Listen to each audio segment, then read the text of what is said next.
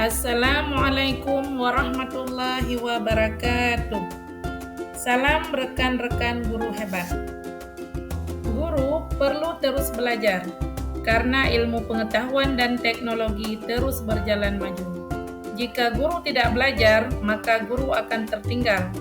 Pada zaman sekarang, siswa sudah terbiasa belajar dan mencari pemecahan masalah dari berbagai platform yang tersedia. Sebut saja mesin pencarian Google, YouTube, Instagram, bahkan TikTok. Sebagai manusia yang merdeka, guru dapat belajar mandiri dengan kesadaran sendiri, menggunakan kemajuan teknologi. Guru menuntun murid sesuai kodrat zaman dan kodrat alamnya. Oleh karena itu, belajar menjadi kewajiban yang melekat pada diri guru, supaya dapat menuntun murid menjadi pribadi yang merdeka dan berbahagia, mencapai keselamatan dan kebahagiaan yang setinggi-tingginya sebagai pribadi dan masyarakat. Murid pada zaman sekarang tidak dapat disamakan dengan pada zaman kita guru menjadi murid. Seorang guru berperan sangat besar dalam membentuk sebuah masyarakat dan bahkan sebuah negara. Guru berperan membentuk kebudayaan. Mendidik murid adalah mendidik masyarakat. Sistem pendidikan yang digagas oleh Ki Hajar Dewantara adalah sistem pendidikan yang humanis dan transformatif yang dapat memelihara kedamaian dunia. Sistem pendidikan tersebut adalah sistem Among dengan slogan Ing Ngarso Sung Tulodo, Ing Madio Mangun Karso, dan Tut Wuri Handayani. Ing Ngarso Sung Tulodo artinya guru senantiasa memberi teladan. Ing Madio Mangun Karso artinya seorang guru harus mampu memberi semangat. Untuk memberi semangat, guru tentu harus bersemangat. Sedangkan Tut Wuri Handayani berarti guru selalu memberikan dorongan atau motivasi kepada murid. Berdasarkan pemikiran Ki Hajar Dewantara, prinsip dasar pendidikan adalah menjadi manusia seutuhnya. Manusia memiliki dua kebutuhan dasar, yaitu kebutuhan lahir dan kebutuhan batin. Sebagai pendidik, kita membantu murid untuk memenuhi kebutuhan lahir dan batin untuk mencapai keselamatan dan kebahagiaan sesuai dengan kodratnya. Ki Hajar Dewantara mengatakan bahwa segala perubahan yang terjadi pada diri murid tergantung pada kodrat keadaan, yang terdiri dari kodrat alam dan kodrat zaman. Kodrat zaman adalah bagian dasar pendidikan murid yang berhubungan dengan isi dan irama. Artinya, sebagai guru, kita tidak bisa menyamakan cara belajar murid pada zaman sekarang dengan cara belajar pada saat kita menjadi murid, karena zamannya sudah jauh berbeda. Kodrat alam berkaitan dengan sifat dan bentuk lingkungan di mana murid berada. Misalnya, murid yang tinggal di daerah pantai tentu akan berbeda dengan kodrat murid yang tinggal di daerah pegunungan. Budi pekerti atau disebut juga dengan watak merupakan hasil dari bersatunya gerak pikiran, perasaan, dan kehendak atau kemauan, sehingga menimbulkan suatu tenaga. Budi pekerti juga dapat dimaknai sebagai perpaduan antara cipta, rasa, sehingga menghasilkan karsa.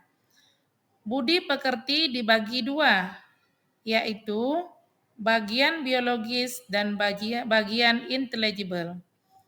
Bagian biologis adalah bagian seperti rasa takut, malu, iri, dan rasa-rasa lainnya.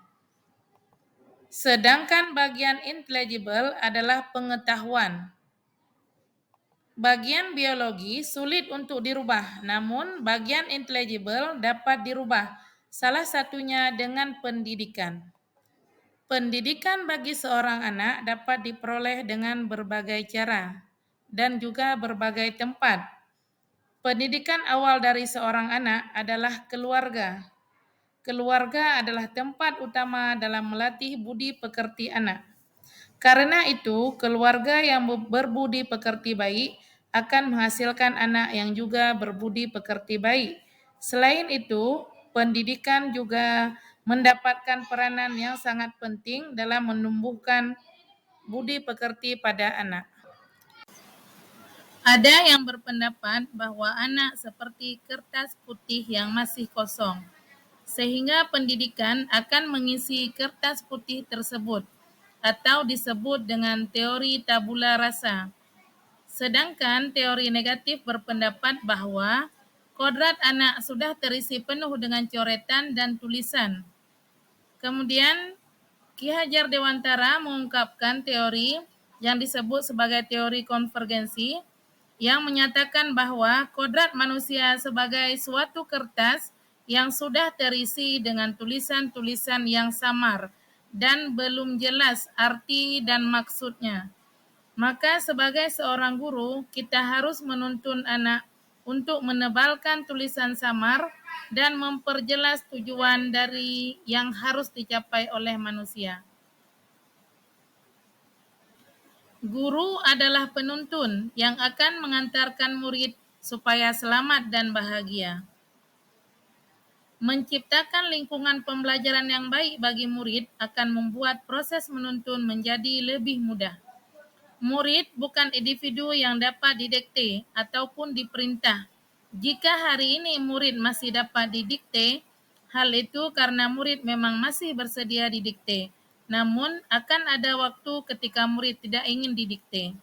Oleh karena itu, sangat penting bagi guru untuk menumbuhkan kesadaran pada diri murid, sehingga murid akan dengan sadar melakukan proses pembelajaran dengan baik. Rekan-rekan guru hebat, sebagai guru kita harus memahami bahwa setiap murid itu berbeda. Seorang murid yang pandai mengerjakan perhitungan kimia belum tentu mampu melakukan servis bola voli dengan baik. Begitu juga sebaliknya. Pergunakanlah kata-kata yang baik dalam berhubungan dengan murid.